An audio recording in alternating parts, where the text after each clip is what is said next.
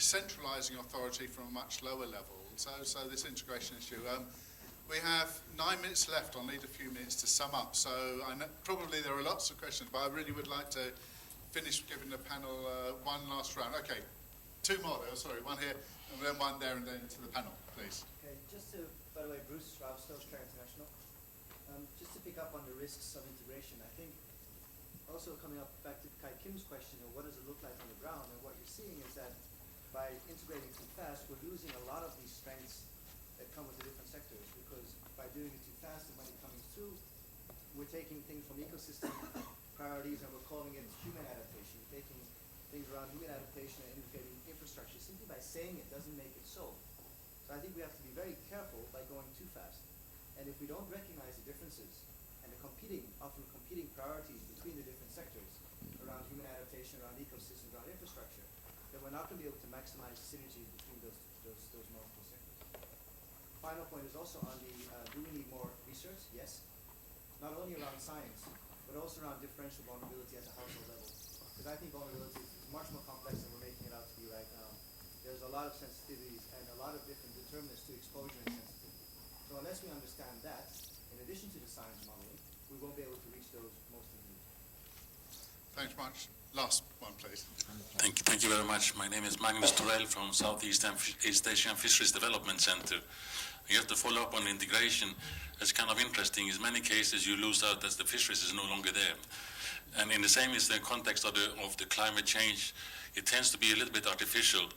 To some extent, fisheries and forestry and other organizations, they sit with the tools.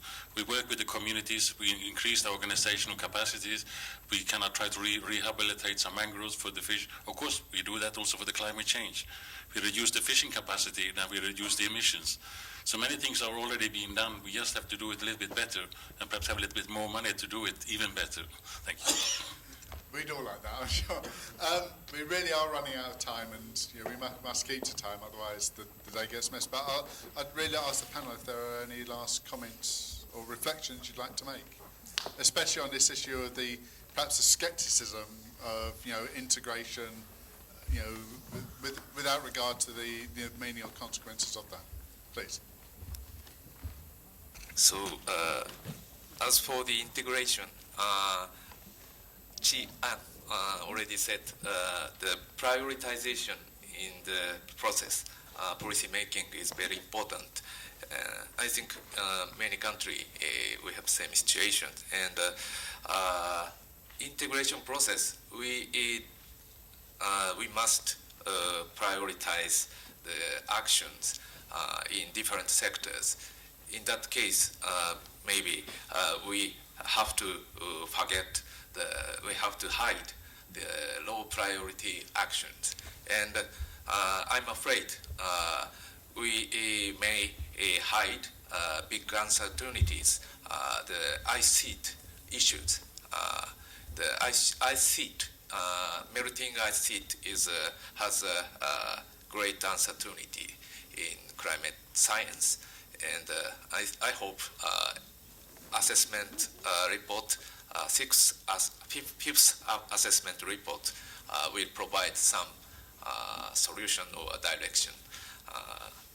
But at this moment, ice sheet and sea level rise is quite uncertain for Japan and also for the Southeast Asia and island.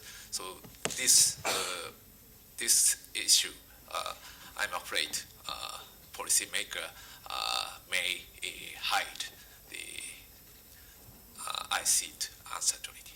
Thank you. Thanks very much. One last from George. You provoked George. Have we responded to your provocation?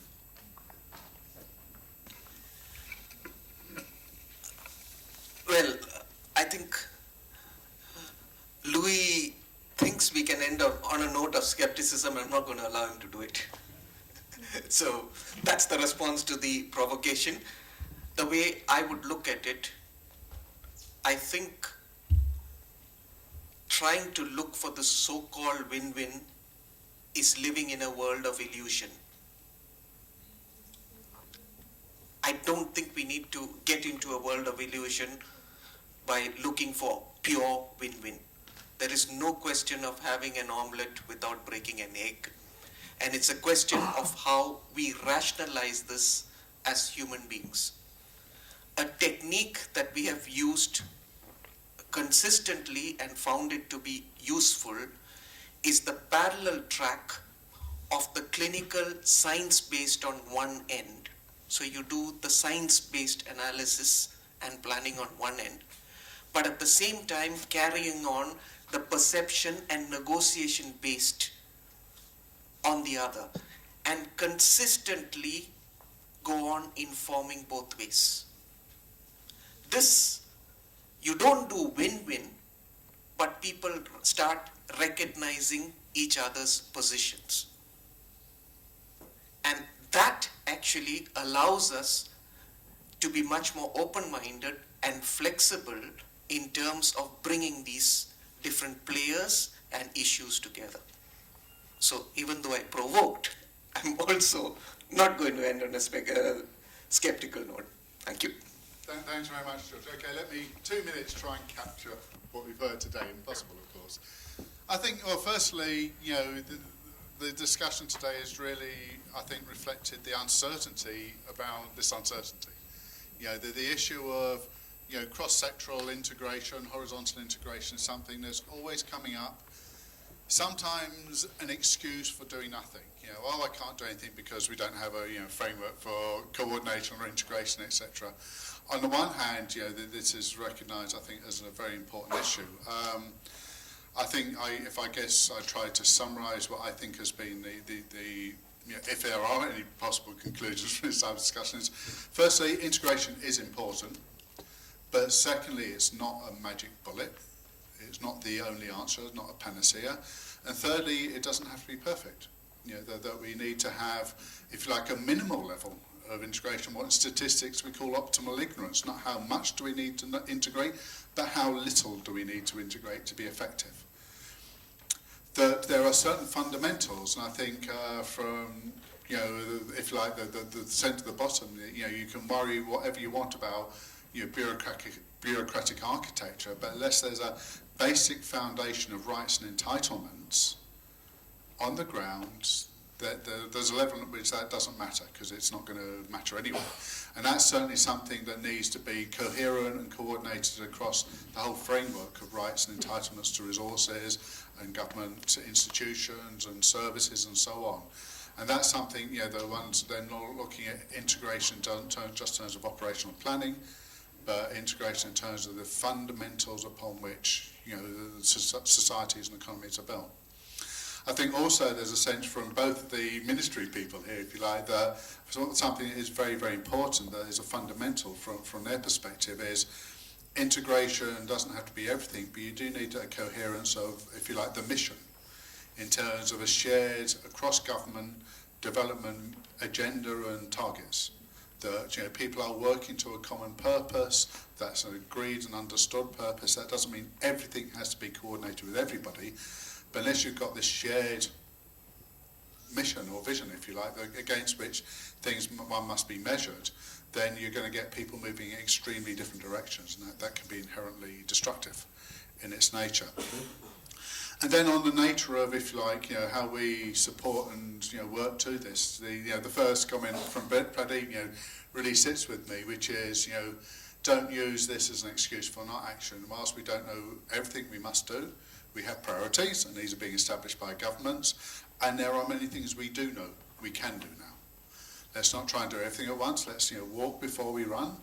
Let's take actions and learn from those actions and make sure we monitor those actions effectively, and then see what happens next. So seeing adaptation less as, you know, a planning and more as a process through which you gradually will build, based on certain fundamentals and agreed objectives, you will build towards, you know, a more climate resilient future, if you like, but it's going to be a long haul. And that's a worry. I think that's a worry. Many of us share the, you know, and we're even hearing now, you know, this is just the latest fashion, you guys will go away. Last week it was water, next week's going to be education, whatever. You know, we recognise on the one hand that, you know, dealing with these adaptive processes and the need for greater flexibility to cope with uncertainty is going to be a long haul, and we shouldn't try and do it. But then on the other hand, where people are saying, okay, well, I'll just keep my head low until this goes away, the next fashion comes along, and then we can start doing something else. Okay, we are 2 minutes over. Sorry that my 2 minutes waffled into 4 minutes in my usual fashion. I'd like to thank very much our panel, and perhaps we could give them a round of applause. And I'd like to very much thank all of you, and why don't you give yourself a round of applause?